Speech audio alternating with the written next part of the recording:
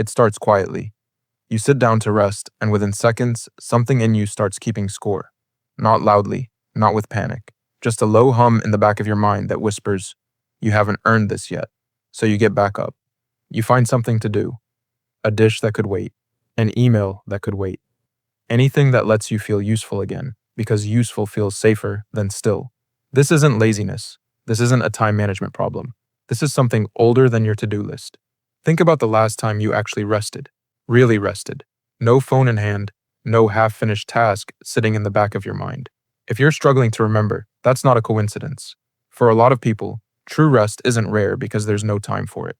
It's rare because it doesn't feel safe. For a lot of people, rest was never neutral. It was conditional. Maybe you grew up in a home where love showed up as praise for achievement, good grades, good behavior, being no trouble at all. Maybe you were the one who kept things running, who noticed when a parent was stressed and made yourself smaller so you wouldn't be one more thing to manage. Maybe nobody ever told you to slow down because slowing down wasn't part of the deal. So your nervous system learned a rule, early and without your permission. Rest is something you earn, not something you're allowed.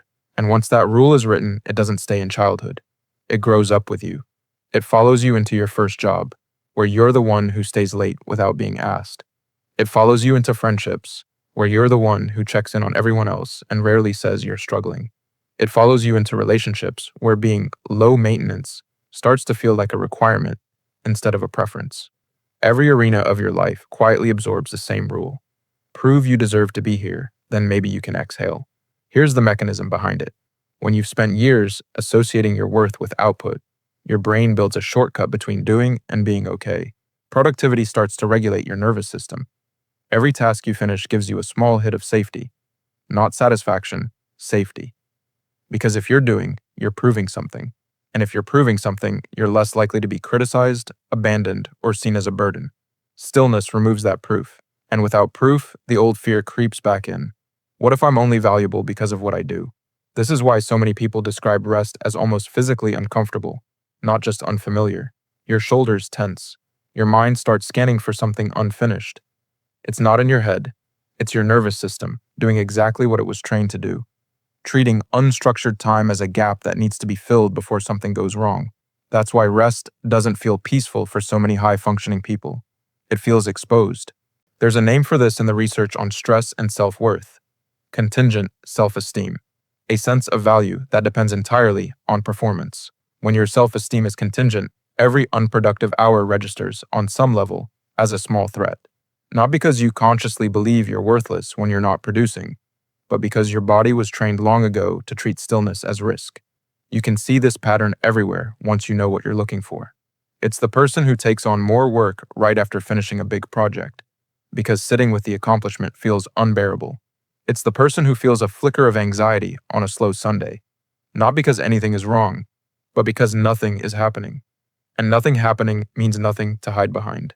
It's the person who can relax on vacation only after the itinerary is fully planned, because unstructured time still has to be justified somehow. It's feeling guilty for canceling plans even when you're genuinely unwell, as if your body owes an explanation for needing to stop.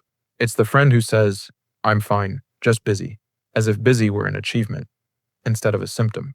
It's lying awake making a mental list of tomorrow's tasks instead of sleeping, because even your mind won't let itself go off duty. It's feeling more comfortable being needed than being cared for, because being needed comes with a clear job description, and being cared for doesn't ask anything of you at all, which somehow feels harder to sit with. None of this is about being disciplined or ambitious. It's about a body that learned rest has to be negotiated for. But here's the part most people never realize. The guilt isn't protecting you. It's just repeating an old rule that was never actually true. You didn't earn safety as a child by being useful. You just learned to believe you did, because usefulness was the only love you could count on. And that belief, however old, however understandable, is not a fact about your worth. It's a leftover strategy. A younger version of you found a way to feel a little safer in an environment that didn't offer safety freely. That version of you was resourceful, not broken. But you're not in that environment anymore. And the strategy that once protected you is now the thing keeping you exhausted. This is the quiet cruelty of survival strategies. They don't come with an expiration date.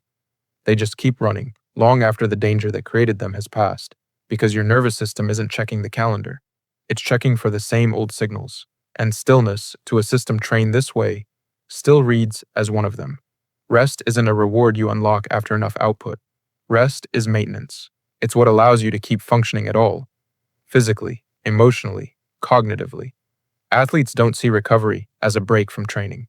They see it as part of training. Your nervous system works the same way. So what does it actually look like to unlearn this? It starts small, not with a dramatic decision to finally rest, but with noticing the guilt when it shows up. And instead of obeying it, just naming it. This is the old rule talking. I don't have to follow it right now. It looks like sitting still for 5 minutes without immediately reaching for a task and letting the discomfort pass instead of solving it. It looks like separating your value from your output on purpose, even when it feels unfamiliar, reminding yourself that you were worthy before you did anything today, and you'll still be worthy after you stop. It looks like letting someone take care of you without immediately finding a way to repay it and noticing how uncomfortable that is, and staying with the discomfort anyway instead of rushing to even the score. This won't feel natural at first. Rules that were installed early don't get uninstalled in a day. But every time you rest without earning it first, you're sending your nervous system new information. Proof that stillness doesn't lead to punishment, that you're allowed to exist without performing for it. You were never actually required to earn your rest. You just met people early on who made it feel that way. You don't need a finished to-do list to deserve an evening off. You don't need to be exhausted to justify sitting down. You don't need to prove anything to anyone, including yourself, before you're allowed to just be a person for a while. You get to put that rule down now.